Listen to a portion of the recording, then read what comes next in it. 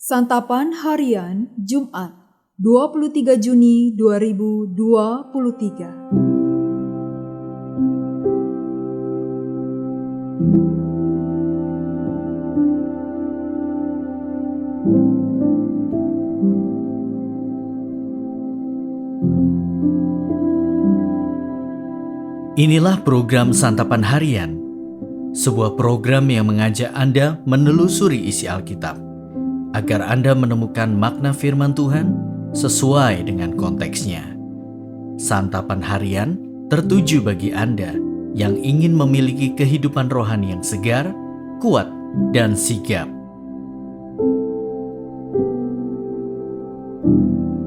Hari ini kita akan membaca Ibrani pasal yang ketiga, ayat yang ke-7 hingga ayatnya yang ke-19. Namun sebelumnya, mari kita berdoa. Sinarilah kami ya Tuhan dengan wajah-Mu, dan ajarkanlah kami akan kebenaran firman-Mu. Di dalam terang-Mu yang abadi, Kristus Yesus, kami memohon. Amin. Ibrani 3 ayat 7-19. Sebab itu seperti yang dikatakan Roh Kudus, pada hari ini jika kamu mendengar suaranya, janganlah keraskan hatimu seperti dalam kegeraman pada waktu pencobaan di padang gurun, di mana nenek moyangmu mencobai aku dengan jalan menguji aku, sekalipun mereka melihat perbuatan-perbuatanku 40 tahun lamanya. Itulah sebabnya aku murka kepada angkatan itu dan berkata, selalu mereka sesat hati, dan mereka tidak mengenal jalanku. Sehingga aku bersumpah dalam murkaku, mereka tak akan masuk ke tempat perhentianku.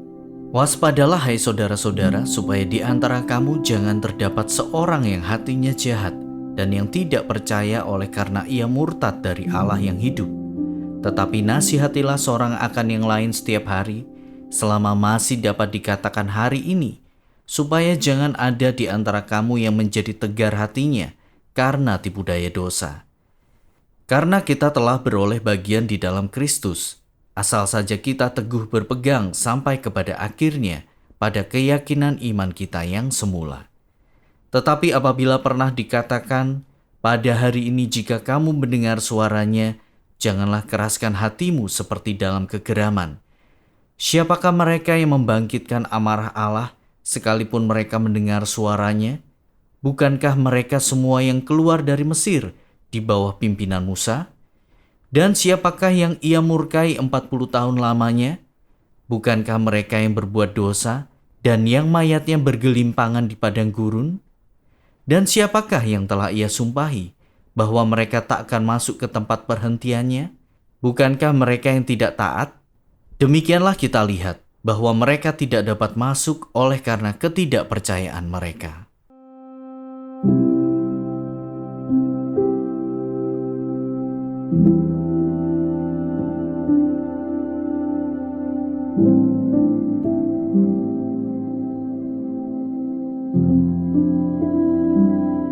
Sahabat Santapan Harian, Alkitab adalah firman Allah yang melaluinya Dia menyatakan maksud dan kehendaknya. Kehadiran Allah dalam penulisan Alkitab dinyatakan dalam hikmat yang menyertai para penulis melalui pimpinan Roh Kudus. Di dalam ayat yang ke-7 dan 8, setelah menulis seperti yang dikatakan Roh Kudus, penulis mengutip bagian dari Mazmur pasal 95. Dengan demikian kita memahami bahwa apa yang dituliskan di dalam Alkitab adalah apa yang dikatakan oleh Roh Kudus. Kita juga memperoleh pemahaman bahwa apa yang dikatakan Roh Kudus adalah perintah agar kita tidak mengeraskan hati ketika kita mendengar suara Tuhan. Jika kita tetap mengeraskan hati dan mengulangi kesalahan umat Israel di padang gurun, Tuhan pasti memberikan hukuman. Karena itu, penulis memberi peringatan untuk berjaga-jaga agar kita tidak mempunyai hati yang jahat, menolak percaya, dan berhenti taat kepada Allah. Setiap orang diajak untuk saling menguatkan, supaya tidak ada yang tertipu oleh dosa dan menutup hatinya dari firman Allah. penulis juga mengingatkan bahwa kita akan mendapatkan bagian di dalam Kristus jika kita tetap memegang teguh iman yang kita miliki sejak semula. Akhirnya, bersyukurlah karena Allah berkenan untuk menyatakan maksud dan kehendak-Nya melalui Alkitab. Melalui tulisan para hamba-Nya, Allah memberitakan karya penyelamatannya bagi manusia. Dengan kita membaca Alkitab, Allah mengajarkan tentang sikap yang tepat dalam merespon keselamatan serta cara hidup yang benar sebagai bukti dan kesaksian bahwa kita telah diselamatkan.